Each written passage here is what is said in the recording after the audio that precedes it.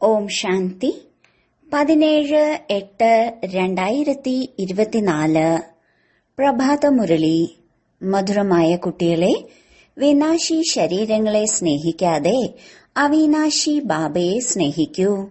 എങ്കിൽ കരച്ചിലിൽ നിന്നും മുക്തമാകും. ചോദ്യം: അസ്വാത്വികമായ സ്നേഹം എന്താണ്? അതിന്റെ പരിണാമം എന്താണ്? ഉത്തരം: വിനാശി ശരീരങ്ങളിൽ മോഹം വയ്ക്കുക അസാത്വികമായ സ്നേഹമാണ്. ആരാണോ വിനാശി വസ്തുക്കളിൽ മോഹം വയ്ക്കുന്നത് അവർ കരയുന്നു. ദേഹാഭിമാനം കാരണമാണ് കരച്ചിൽ വരുന്നത്. സത്യയുഗത്തിൽ എല്ലാവരും ആത്മാ അഭിമാനികളാണ്. അതുകൊണ്ട് കരച്ചിലിന്റെ കാര്യം തന്നെ ഇല്ല. ആരാണോ കരയുന്നത് അവർ നഷ്ടപ്പെടുത്തുന്നു. അവിനാശി ബാബയുടെ അവിനാശി കുട്ടികൾക്ക് ഇപ്പോൾ ശിക്ഷണം ലഭിക്കുന്നു. ദേഹി അഭിമാനി ആകൂ.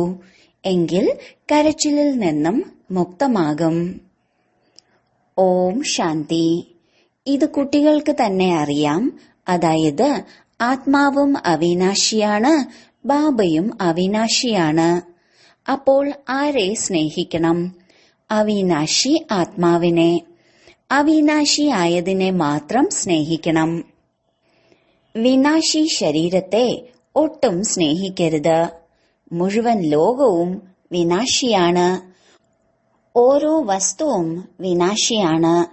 ഈ ശരീരം വിനാശിയാണ്. ആത്മാവ് അവിനാശിയാണ്.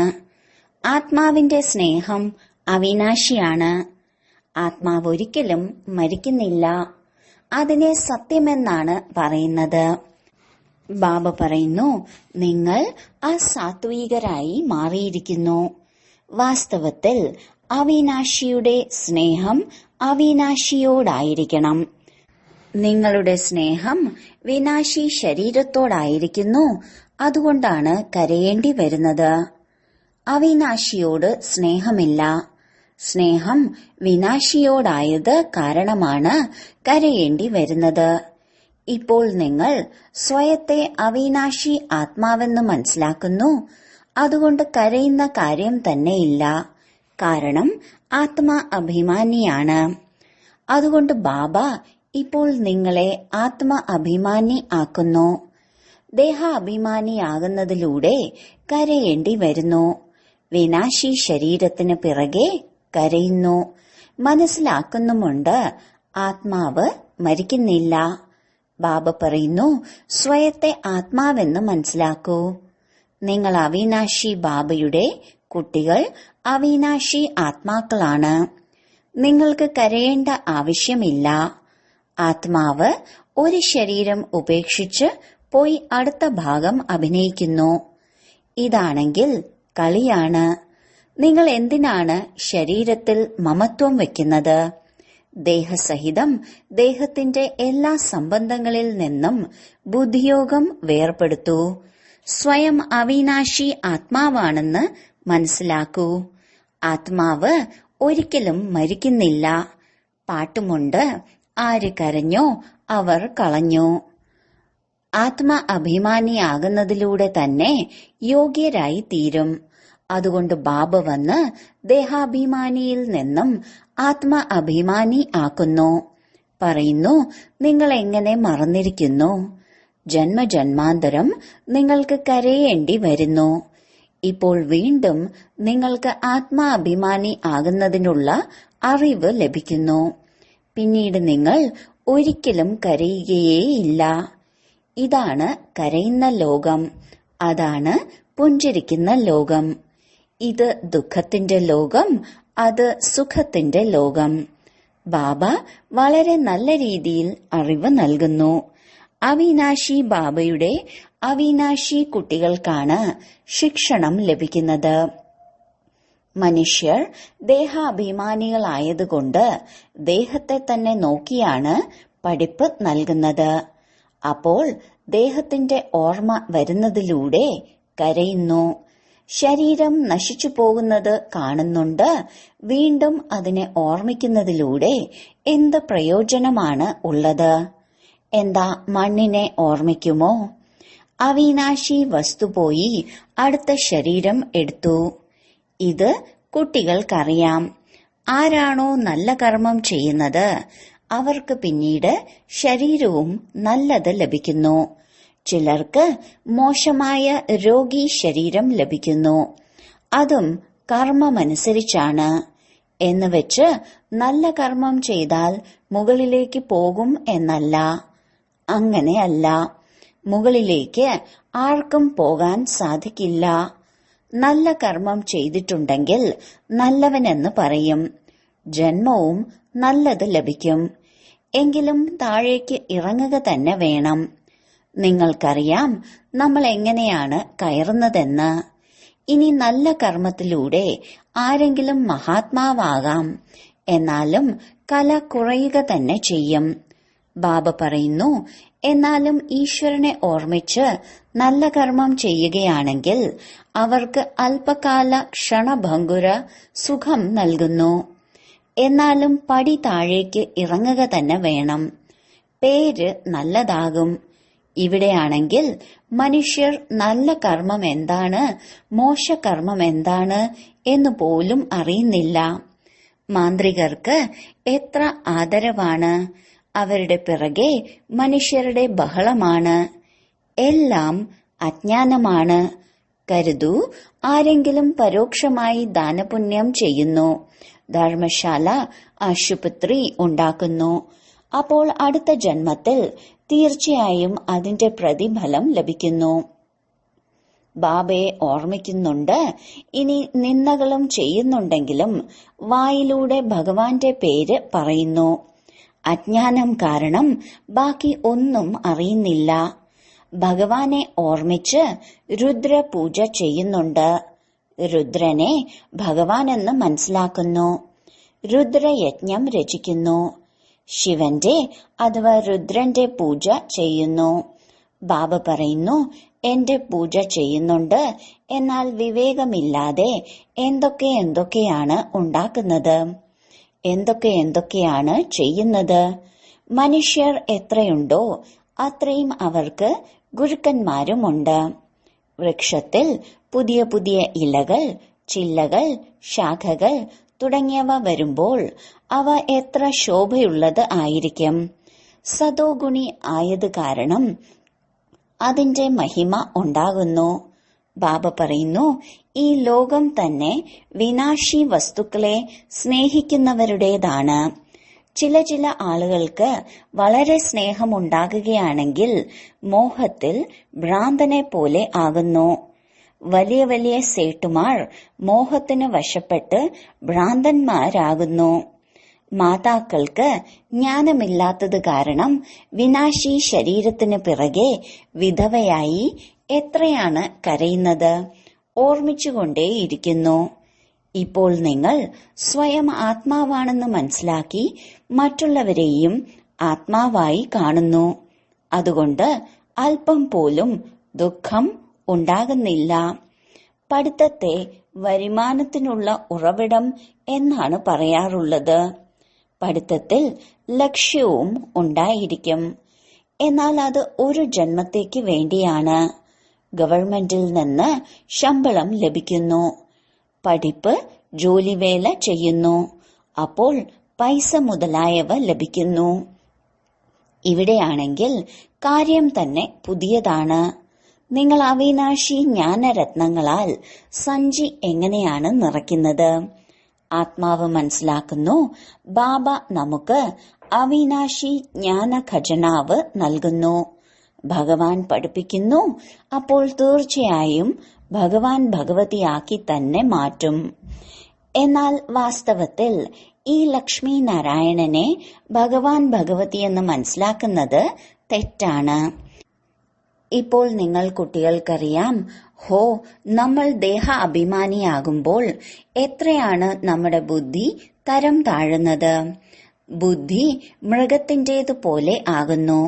മൃഗങ്ങളുടെ പരിചരണം പോലും വളരെ നന്നായി നടക്കുന്നുണ്ട്. മനുഷ്യരുടേതാണെങ്കിൽ യാതൊന്നുമില്ല. പന്തയ, കുതിര മുതലായവയെ എത്രയാണ് പരിപാലിക്കുന്നത്. ഇവിടത്തെ മനുഷ്യരുടേത് നോക്കൂ, എന്താണ് അവസ്ഥ? നായെ എത്ര സ്നേഹത്തോടെയാണ് സംരക്ഷിക്കുന്നത്. സ്നേഹിച്ചുകൊണ്ടേയിരിക്കുന്നു. കൂടെ ഉറക്കുക പോലും ചെയ്യുന്നു. നോക്കൂ, ലോകത്തിന്റെ അവസ്ഥ എന്തായിരിക്കുന്നു. അവിടെ സത്യയുഗത്തിൽ ഇത്തരം ജോലി ഉണ്ടായിരിക്കില്ല.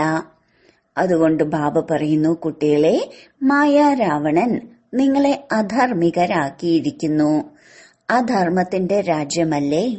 മനുഷ്യൻ അധർമ്മിയെങ്കിൽ മുഴുവൻ ലോകവും അധർമ്മത്തിന്റേതാകുന്നു. സത്യത്തിന്റെയും അസത്യത്തിന്റെയും ലോകത്തിൽ നോക്കൂ, വ്യത്യാസം എത്രയാണ്. കലിയുഗത്തിന്റെ അവസ്ഥ നോക്കൂ, എന്താണ്? ഞാൻ സ്വർഗം സ്ഥാപിച്ചുകൊണ്ടിരിക്കുകയാണ്. അപ്പോൾ മായയും തന്റെ സ്വർഗം കാണിക്കുന്നു, പ്രലോഭിപ്പിക്കുന്നു. കൃത്രിമമായ ധനം എത്രയാണ്? കരുതുന്നു ഞങ്ങൾ ഇവിടെ തന്നെ സ്വർഗത്തിലാണ് ഇരിക്കുന്നത്. സ്വർഗത്തിൽ ഒരിക്കലും ഇത്രയും ഉയരമുള്ള 100 നില കെട്ടിടമൊന്നും ഉണ്ടായിരിക്കില്ല. എങ്ങനെയെല്ലാമാണ് കെട്ടിടങ്ങൾ അലങ്കരിക്കുന്നത്. അവിടെയാണെങ്കിൽ 2 നില കെട്ടിടം പോലും ഉണ്ടായിരിക്കില്ല. മനുഷ്യർ വളരെ കുറവായിരിക്കും. ഇത്രയും ഭൂമി നിങ്ങൾ എന്ത് ചെയ്യും? ഇവിടെ ഭൂമിക്ക് പിറകെ എത്രയാണ് യുദ്ധവും വഴക്കും അടിക്കുന്നത്. അവിടെ മുഴുവൻ ഭൂമിയും നിങ്ങളുടേതായിരിക്കും. എത്ര രാത്രിയും പകലിന്റെയും വ്യത്യാസമാണ്. അത് അലൗകിക അച്ഛൻ, ഇത് പാരലൗകിക അച്ഛൻ. പാരലൗകിക അച്ഛൻ കുട്ടികൾക്ക് എന്താണ് നൽകാത്തത്? പകുതി കൽപ്പം നിങ്ങൾ ഭക്തി ചെയ്യുന്നു. ബാബ വ്യക്തമായി പറയുകയാണ്, ഇതിലൂടെ മുക്തി ലഭിക്കുകയില്ല. അർത്ഥം, ഞാനുമായി കണ്ടുമുട്ടുന്നില്ല. നിങ്ങൾ മുക്തിധാമത്തിലാണ് ഞാനുമായി സംബന്ധിക്കുന്നത്. ഞാനും മുക്തിധാമത്തിലാണ് നിവസിക്കുന്നത്. നിങ്ങളും മുക്തിധാമത്തിലാണ് നിവസിക്കുന്നത്. പിന്നീട് അവിടെ നിന്ന് സ്വർഗത്തിലേക്ക് പോകുന്നു. അവിടെ സ്വർഗത്തിൽ ഞാൻ ഉണ്ടായിരിക്കില്ല. ഇതും ഡ്രാമയാണ്. വീണ്ടും അതുപോലെ തന്നെ ആവർത്തിക്കപ്പെടും. പിന്നീട് ഈ ജ്ഞാനം മറന്നുപോകും, ലോപിച്ചു പോകും. ഏതുവരെ സംഗമയുഗം വരുന്നില്ലയോ അതുവരെ ഗീതാജ്ഞാനം ഉണ്ടാകുക എങ്ങനെ സാധിക്കും? ബാക്കി എന്തെല്ലാം ശാസ്ത്രങ്ങളാണോ ഉള്ളത് അതെല്ലാമാണ് ഭക്തി മാർഗത്തിന്റെ ശാസ്ത്രം. ഇപ്പോൾ നിങ്ങൾ ജ്ഞാനം കേട്ടുകൊണ്ടിരിക്കുന്നു. ഞാൻ ബീജരൂപനാണ്, ജ്ഞാനസാഗരനാണ്. നിങ്ങളെക്കൊണ്ട് യാതൊന്നും ചെയ്യിക്കുന്നില്ല, കാലു പിടിക്കാനും അനുവദിക്കുന്നില്ല. ആരുടെ കാലു പിടിക്കും? ശിവബാബയ്ക്കാണെങ്കിൽ കാലില്ല. അപ്പോൾ പിന്നെ ബ്രഹ്മാവിന്റെ കാലു പിടിക്കലാകും. ഞാനാണെങ്കിൽ നിങ്ങളുടെ അടിമയാണ്. ബാബയെ പറയുന്നത് നിരാകാരി, നിരഹങ്കാരി എന്നാണ്. അതും എപ്പോഴാണോ ബാബ പാർട്ടിലേക്ക് വരുന്നത് അപ്പോഴാണ് നിരഹങ്കാരി എന്ന് പറയുക. ബാബ നിങ്ങൾക്ക് അളവറ്റ ജ്ഞാനം നൽകുന്നു. ഇതാണ് അവിനാശി ജ്ഞാനരത്നങ്ങളുടെ ദാനം. പിന്നീട് ആര് എത്ര എടുക്കുന്നോ അവിനാശി ജ്ഞാനരത്നം എടുത്ത് മറ്റുള്ളവർക്ക് ദാനം നൽകിക്കൊണ്ട് പോകൂ. ഈ രത്നങ്ങളെ പ്രതി തന്നെയാണ് പറയുന്നത്. ഓരോ രത്നവും ലക്ഷങ്ങളുടേതാണ്. ചുവടിൽ കോടി നൽകുന്നയാൾ ഒരേ ഒരു ബാബ മാത്രമാണ്. സേവനത്തിനു മേൽ വലിയ ശ്രദ്ധ വേണം. നിങ്ങളുടെ ചുവട് ഓർമ്മയുടെ യാത്രയുടേതാണ്. അതിലൂടെ നിങ്ങൾ അമരന്മാരായി തീരുന്നു. അവിടെ മരണം തുടങ്ങിയവയുടെ ചിന്ത ഉണ്ടായിരിക്കില്ല. ഒരു ശരീരം വിട്ടു അടുത്തടുത്തെടുത്തു. മോഹജീത് രാജാവിന്റെ കഥയും കേട്ടിട്ടുണ്ടായിരിക്കും. ഇത് ബാബ ഇരുന്ന് മനസ്സിലാക്കി തരികയാണ്. ഇപ്പോൾ ബാബ നിങ്ങളെ അങ്ങനെ ആക്കുന്നു. ഇപ്പോഴത്തെ തന്നെ കാര്യമാണ്. രക്ഷാബന്ധനത്തിന്റെ ഉത്സവവും ആഘോഷിക്കുന്നുണ്ട്. ഇത് എപ്പോഴത്തെ അടയാളമാണ്? എപ്പോഴാണ് ഭഗവാൻ പറഞ്ഞത് പവിത്രമാകൂ എന്ന്? മനുഷ്യർക്കിത് എന്തറിയാനാണ്? അതായത് പുതിയ ലോകമെന്നത് എപ്പോഴാണ്? പഴയ ലോകമാകുന്നത് എപ്പോഴാണ്? ഇതാർക്കും അറിയില്ല. ഇത്രമാത്രം പറയുന്നുണ്ട്. അതായത് ഇപ്പോൾ കലിയുഗമാണ്. സത്യയുഗം ഉണ്ടായിരുന്നു, ഇപ്പോഴില്ല. പുനർജന്മത്തെയും അംഗീകരിക്കുന്നുണ്ട്. 84 ലക്ഷമെന്ന് പറയുന്നുണ്ട്. അപ്പോൾ പുനർജന്മമായില്ലേ? നിരാകാരനായ പിതാവിനെ എല്ലാവരും ഓർമ്മിക്കുന്നുണ്ട്. അതാണ് എല്ലാ ആത്മാക്കളുടെയും പിതാവ്. ആ അച്ഛൻ വന്ന് മനസ്സിലാക്കി തരുന്നു. ദേഹധാരി അച്ഛന്മാർ ധാരാളമുണ്ട്. മൃഗങ്ങളും തന്റെ കുട്ടികളുടെ അച്ഛനാണ്. ബാബയെ മൃഗങ്ങളുടെ പിതാവാണ് എന്ന് പറയില്ല. സത്യയുഗത്തിൽ ഒരഴുക്ക് കോട്ടയും ഉണ്ടായിരിക്കില്ല. ഏതുപോലെ മനുഷ്യർ അതുപോലെ ആയിരിക്കും ഫർണിച്ചറുകളും. അവിടെ പക്ഷി മുതലായവ പോലും ഫസ്റ്റ് ക്ലാസ് സുഗന്ധമുള്ളവയായിരിക്കും.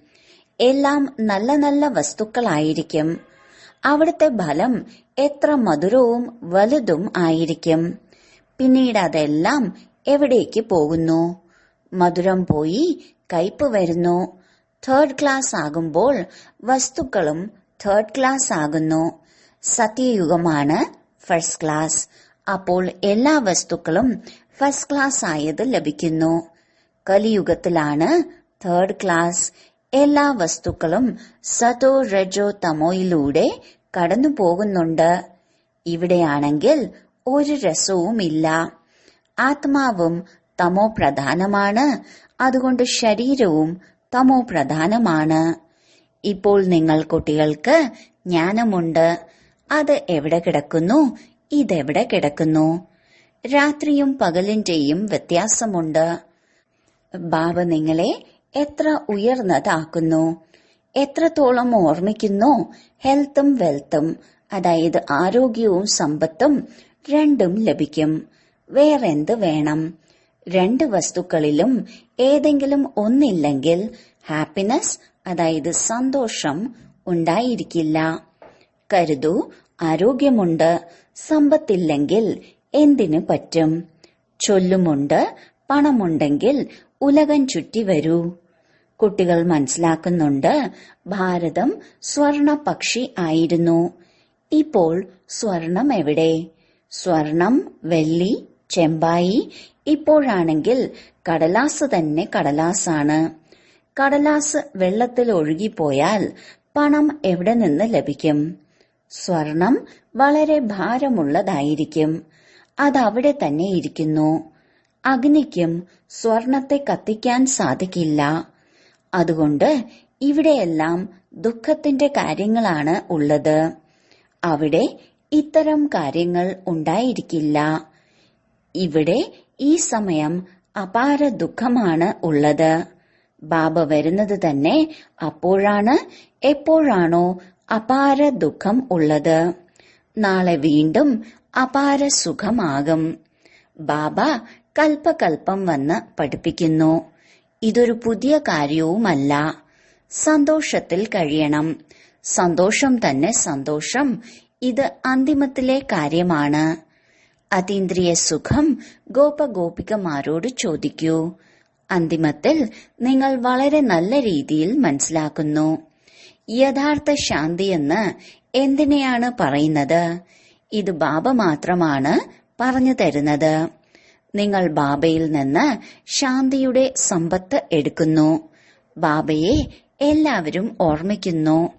ബാബ ശാന്തിയുടെ സാഗരനാണ്.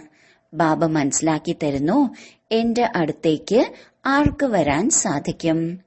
ഇന്ന ഇന്ന ധർമ്മം ഇന്ന ഇന്ന സമയത്തിൽ വരുന്നു. സ്വർഗത്തിൽ വരാൻ സാധിക്കില്ല.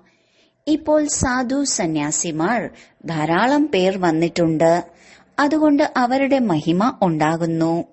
പവിത്രമാണെങ്കിൽ അവരുടെ മഹിമ തീർച്ചയായും ഉണ്ടാകണം. ഇപ്പോൾ പുതിയതായി ഇറങ്ങി വന്നതാണ്. പഴയവരുടേതാണെങ്കിൽ ഇത്രയും മഹിമ ഉണ്ടാകുക സാധ്യമല്ല.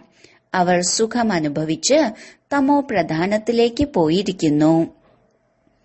എത്രയധികം ഗുരുക്കന്മാർ ഏതേതെല്ലാം തരത്തിലുള്ളവരാണ് വന്നു പോകുന്നത്.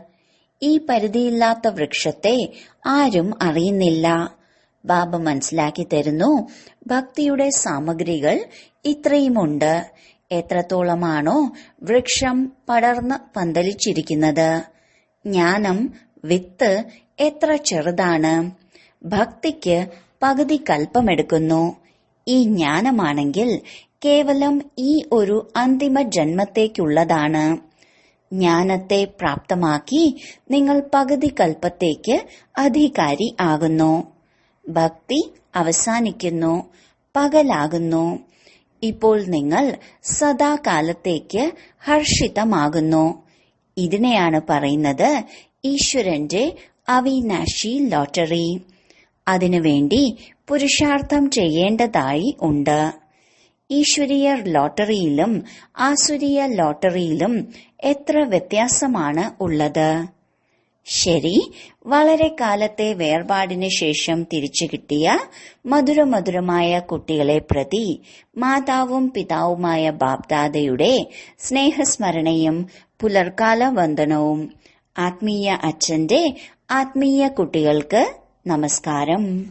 ധാരണയ്ക്കുള്ള മുഖ്യസാരം: 1. നിങ്ങളുടെ ഓർമ്മയുടെ ഓരോ ചുവടിലും കോടികളുണ്ട്. ഇതിലൂടെ തന്നെ അമരപദവി പ്രാപ്തമാക്കണം. അവിനാശി ജ്ഞാനരത്നം ഏതൊന്നാണോ ബാബയിൽ നിന്ന് ലഭിക്കുന്നത് അത് ദാനം ചെയ്യണം. 2. ആത്മാഭിമാനിയായി അപാര സന്തോഷം അനുഭവിക്കണം. ശരീരങ്ങളോടുള്ള മോഹം ഇല്ലാതാക്കി സദാ ഹർഷിതമായി കഴിയണം. മോഹജീതാകണം. വരദാനം: ഓരോ നിമിഷത്തെയും അന്തിമ നിമിഷമെന്ന് മനസ്സിലാക്കി സദാ ആത്മീയ രസത്തിന്റെ അനുഭവം ചെയ്തുകൊണ്ടിരിക്കുന്ന വിശേഷാത്മാവായി ഭവിക്കട്ടെ. സംഗമയുഗം ആത്മീയ രസത്തിലിരിക്കാനുള്ള യുഗമാണ്. അതിനാൽ ഒരിക്കലും യാതൊരു പരിതസ്ഥിതിയിലോ പരീക്ഷയിലോ ആശയക്കുഴപ്പത്തിൽ വരരുത്. എന്തുകൊണ്ടെന്നാൽ ഈ സമയം അകാലെ മൃത്യുവിന്റേതാണ്. അല്പസമയം പോലും രസത്തിനു പകരം ആശയക്കുഴപ്പത്തിൽ വന്നാൽ ആ സമയം തന്നെ അന്തിമ സമയം വന്നുപെട്ടാൽ അന്തിമ മനം പോലെ ഗതിയെങ്കിൽ എന്തായിരിക്കും? അതിനാലാണ് എവർ റെഡിയുടെ പാഠം പഠിപ്പിക്കുന്നത്. ഒരു സെക്കൻഡ് പോലും ചതിയിൽ പെടുത്തുന്നതാകാം. അതിനാൽ സ്വയത്തെ വിശേഷാത്മാവെന്ന് മനസ്സിലാക്കി ഓരോ സങ്കല്പവും വാക്കും കർമ്മവും ചെയ്യൂ. ഒപ്പം ആത്മീയ രസത്തിലിരിക്കൂ. സ്ലോഗൻ: അചഞ്ചലരായിരിക്കണമെങ്കിൽ വ്യർത്ഥത്തെയും അശുഭത്തെയും സമാപ്തമാക്കൂ. ഓം ശാന്തി.